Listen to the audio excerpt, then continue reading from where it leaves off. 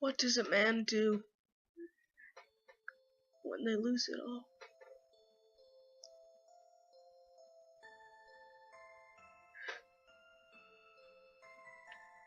Wait.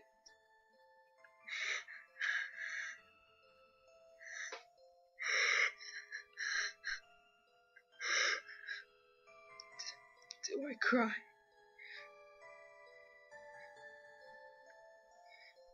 Do I do nothing?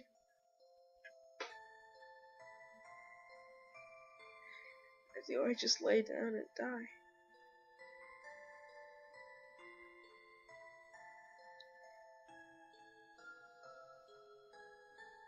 When I was 12, I was finally trusted to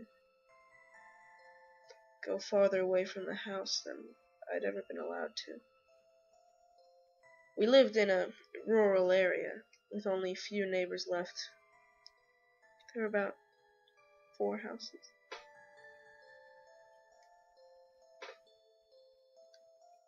I lived in one of them. The other 2 belonged to, well, other families. They were both families of 3, parents and a boy exactly my age. My family was the only one with a daughter, my sister.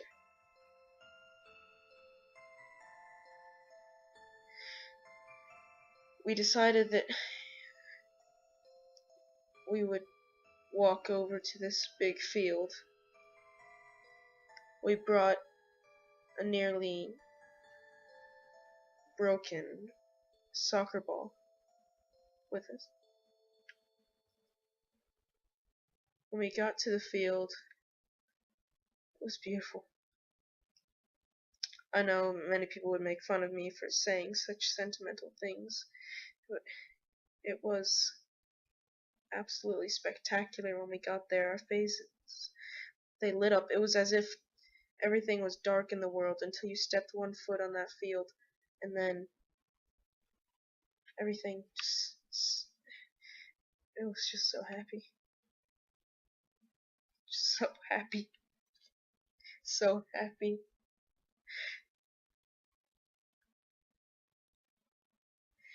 So happy.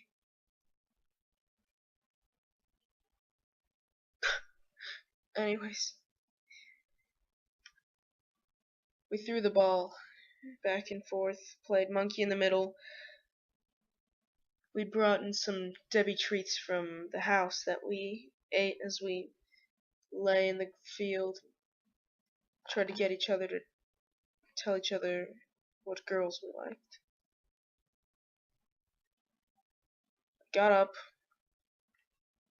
We saw that it was starting to get dark. And then we walked home. But the second that we stepped 1 foot off the field and onto the road that led home, it was as if a weight just was thrown down onto our shoulders. One of the boys, Peter, he actually stumbled over. It was weird when I thought about it. Anyways, we walked home. We had dinner. We went to bed. Simple. The next day was a Sunday, so we woke up late. Had about 30 minutes to eat and get ready for church.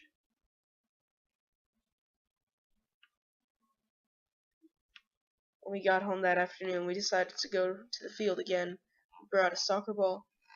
But when we got there, we stepped into the field, and the happiness flowed through us again. We felt like we could do anything in the world. It was awesome. But we decided that we would keep walking through the field, wanting to see what was on the other side. We walked for a long time.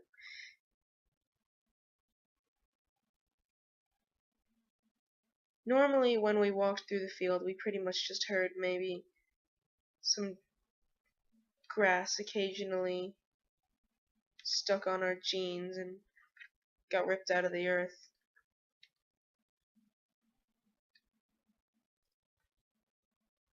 We were walking. We saw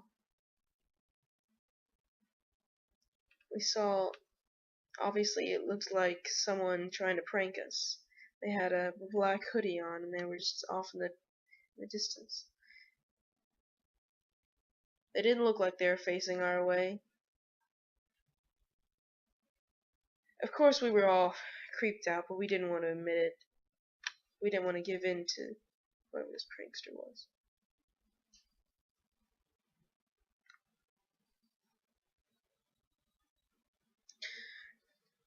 But then when we turned around to walk away, we heard a sharp crunch under the other boy. His name was Lewis. We heard a crunch under his boot. It wasn't like some rocks, it was like a meaty crunch. We looked under his foot and there was a tape recorder. It looked pretty modern. We looked back to see if the man in the hoodie was there, and thank goodness he wasn't. Maybe we could run home and he'd never find out that we'd smashed his tape recorder. But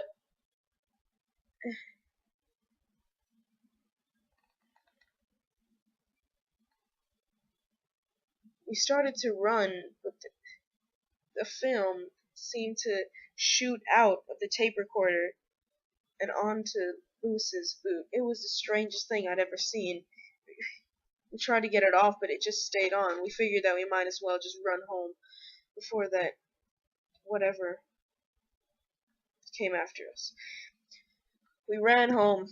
We flipped on the television.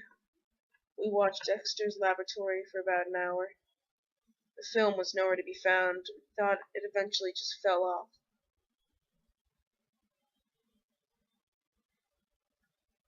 Finally, we ate dinner.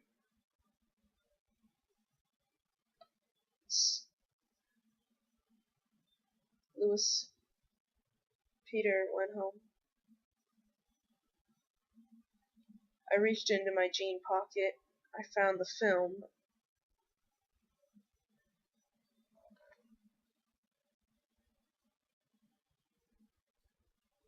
I always loved a good mystery. I mean, who doesn't? Especially when you get to solve it, that feeling. So I went upstairs and I put the tape in one of our video cameras. I watched it and it was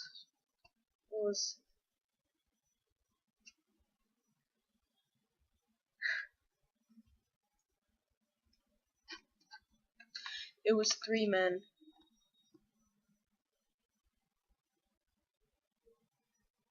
They all had tuxedos on. Tuxedos and ski masks. They were standing next to a big garbage bin. It was in the field, definitely. They all stood there. They seemed to be waving to someone behind the camera, motioning them to come over.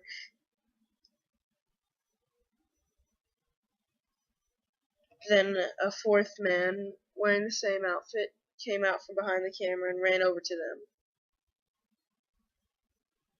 They all went inside, and it seemed to be some sort of teenage prank. It was kind of funny. They were all hitting each other and seemed to be laughing. They got inside, and after an abrupt 5 seconds,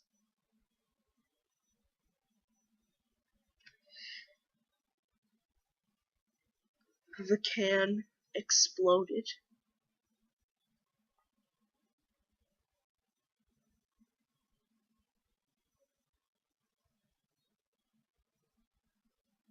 I didn't know what to think. I stared at it, not wanting to move, thinking that there was some sort of monster behind me, thinking that these men could be in my room, and I don't know. I must have stood there for 30 minutes, because that's what the videotape was on. And that's when something terrifying happened. One of the men got out. None of the other three. I watched the entire 3-hour video, waiting for the other ones to come out. None of them did. Just one. Just one. Just one.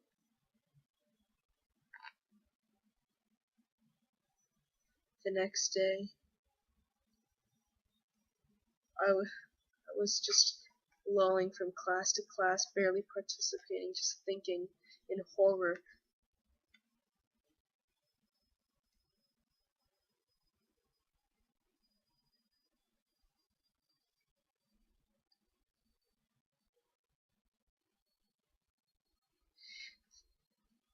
We went to the field. I didn't have the video out of my mind, but I didn't want to tell them. I didn't want to feel vulnerable. This time, though, my sister wanted to come along. I knew I shouldn't have let her.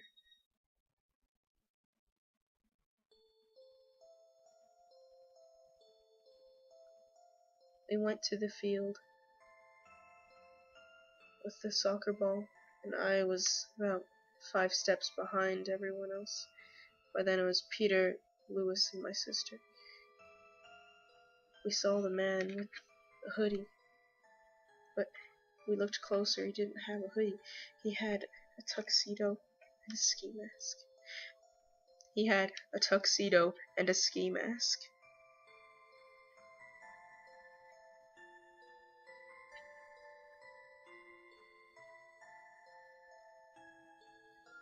And then behind him was a box big enough to fit 10 people easily, with a lid that he flipped open, and there was candy inside. There was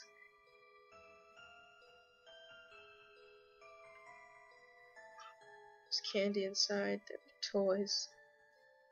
There was everything. Everything you wanted was in that box. Everything you wanted was in that box.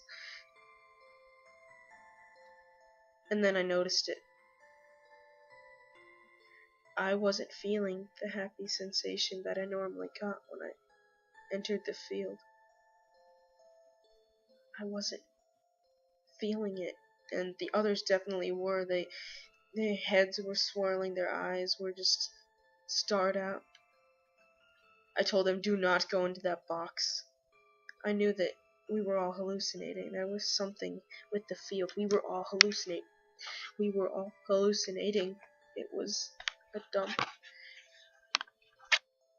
I turned around and I saw the camera. Next to it was a cardboard cutout of a man he was smiling, and a speech bubble next to him saying, "Say cheese." I ran behind it. Huh? The other three, they walked. The man said, "Put on your happy outfits." They put on their tuxedos and their masks. I said, don't. They said, come join us. I got inside. And it exploded just like I knew it would happen. And then candy, everything was gone. It was just the field. The darkness was over. I ran back to my house, hoping to call the cops, but no matter how far I ran, I'm stuck in the field. I'm running. I lost everything. I'm starving. Just let me die. Just let me die.